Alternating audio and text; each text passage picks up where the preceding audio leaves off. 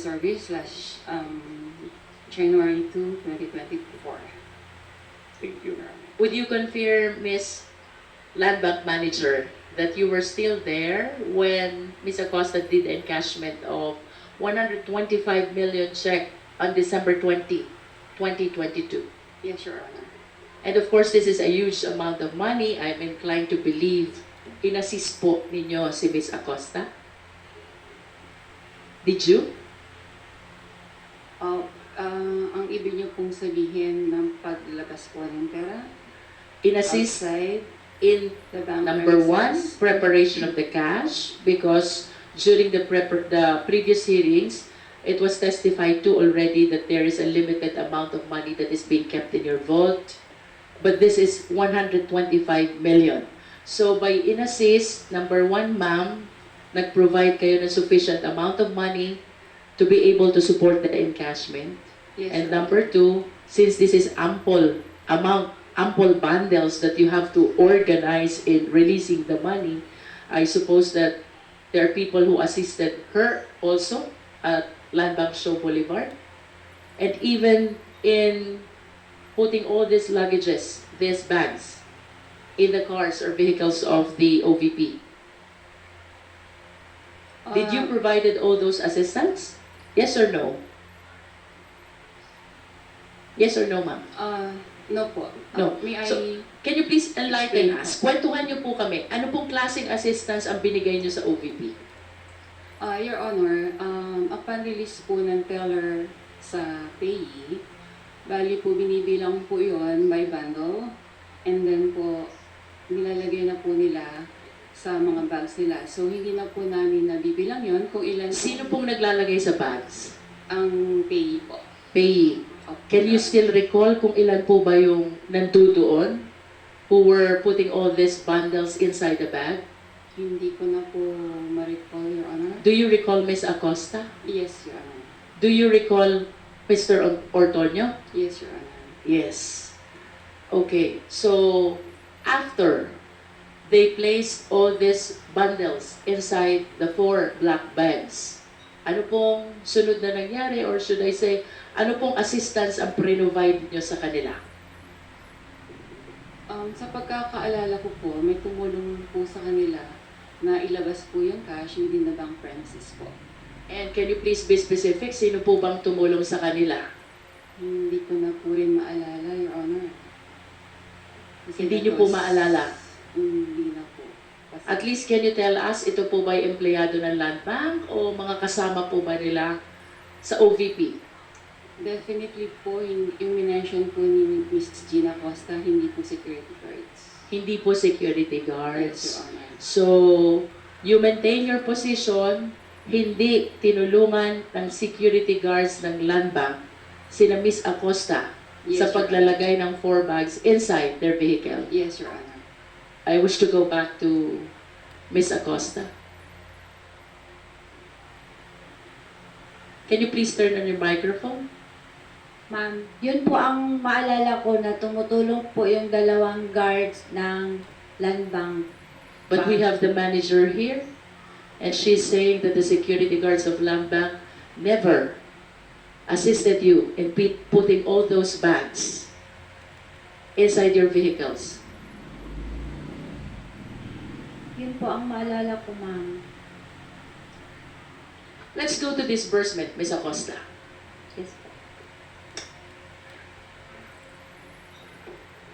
I have another question for the bank manager. Ma'am, by policy, because you maintain your position na hindi tumulong ang mga security guard sa pagkarga ng mga bag sa sasakyan nila, Ms. Acosta, you said that.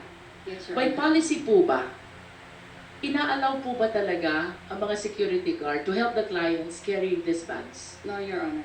That is a matter of policy. Yes, Your Honor. And if the security guards will help the clients in carrying these bags contrary to your policy, ano pong mangyayari sa security guards? Matatanggal po siya sa ano niya. And I suppose that they are very much aware of this. Yes. Yes, Your Honor. Would you know, ma'am, kung sino po itong mga security guards who were duty during the time?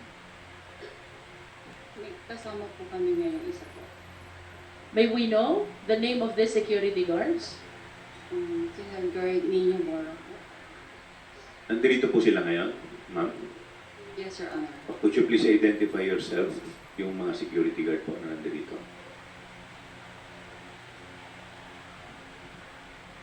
Good afternoon, Your Honors. I'm Nino Bora, security guard from Siu Boulevard Branch. How many security guards do we have here? Your Honor, I'm Crisanto Lorena from different branch, from DepEd po. From different branch. Okay. We have one. So Nino Bora was the security guard at Sto Boulevard Land Bank on December 20, 2022 when Ms. Acosta encashed the 125 million check. Tama po ba? Yes, Your Honor. Kayo po ang duty nung mag-encash si Ms. Acosta. Ako po yung duty pero hindi ko po maalala si Miss Acosta kasi normal po na marami kong nag-withdraw. May naaalala po ba kayo na nung December 20 may tinulungan kayong kliyente para bitbitin ang bag? Wala po. Wala. Are you aware of that policy as shared by the bank manager? Alam niyo po ba yung polisiya ng bangko na ang mga security guard ay bawal tumulong sa pagbitbit ng bag? 100% po, yes. 100% you are aware. Opo. At kung humingi po ba sa inyo ng tulong, kunyari lang, si Miss Acosta, pakitulungan mo nga ako, bitbitin natin itong bag, ikarga natin sakyan. Tutulungan niyo po ba? Hindi po. Ano pong dahilan? Bakit hindi? Kasi po yun yung utos ng aming manager. Because it is bawal. Opo. And if you go against the policy, what will happen to you? Matatanggal po kami sa trabaho. Thank you, Mr. Chair. I wish to go back to Ms. Acosta. Ms. Acosta, this is 125 million. After encashment, you brought all of this to your office where you said you have 3 volts. 4-footer, 3 volts. Tama po ba? Tama po, ma'am. Okay. Magkano po kaya ang laman nung isang 4 feet na volt? Magkakasya po ng 40M. 40M Opo. ang isang 4 feet?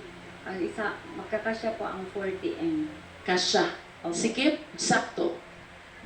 Sakto-sakto lang po. Sakto po. So, kung meron po kayong 3 volt, nung wala pa po ba itong 125 million na ito, wala bang ibang laman yung 3 volt nyo? Wala pa po kaming vault nang wala pa kaming confidential funds. So, kailan lang po kayo nagkaroon ng confidential fund? Year 2022 po. Last quarter of Yes po. 2022. Yes And po. would you confirm, kaya lang po kayo bumili? Tama po ba yun? Yes, Kaya lang po ma'am. kayo bumili Yes, ng ma'am. 3 Yes, ma'am. na tig 4 feet ang laki Yes, ma'am. na volt ay bilang paghahanda dito sa inyong confidential fund. Yes, ma'am. Sabi niyo po kanina, ang isang volt ay naglalaman ng 40 million. Yes po. 3 po yung volt. That will be equivalent to 120 million. Yes po. Saan niyo po nilagay yung labis na 5? Pinagkasyahan ko po yung... Siniksik niyo na po. Oo, ganyan, sinisiksik po. Siniksik niyo na. And then, since part of your job as a special disbursing officer is the disbursement of this amount, please enlighten us. Paano niyo po ginastos, ibinayad, inirelease itong 125 million pesos? Ganito po ang nangyari, ma'am. Nang ma-encash na po ang ang pera, ay ang cheque, nag-inform po ang aking head of agency na i-release ko po sa aming security officer. So, while on the way na po ako papuntang office, I called up the security officer informing him na na-encash ko na po ang cheque. You informed the security officer? Yes po, ma'am. Can you please mention the name of the security officer? Si Colonel Nolasco din ho ba yan? Hindi po, ma'am. Sino po yan? Si Colonel Lachica po. Colonel Lachica. Can you please enlighten the committee? Sino po ba si Colonel Lachica? Si Colonel La Chica po ay, siya po ang ground commander ng aming BPSPGs na na-assign po sa Office of the Vice President. Okay. So you informed Colonel Lachica that you have encashed already the check. Yes, How ma'am. about the physical handing of the money? Mm. Kailan po nangyari yan? December 20 din po. Magkano po ang binigay niyo kay Colonel Lachica? Binigay ko po sa kanya lahat ang 125 million po. At saan po dinala ni Colonel Lachica? Yan ang hindi ko na alam, ma'am. Sandali lang po. Anong oras po ba kayo nakabalik sa OVP? Mga around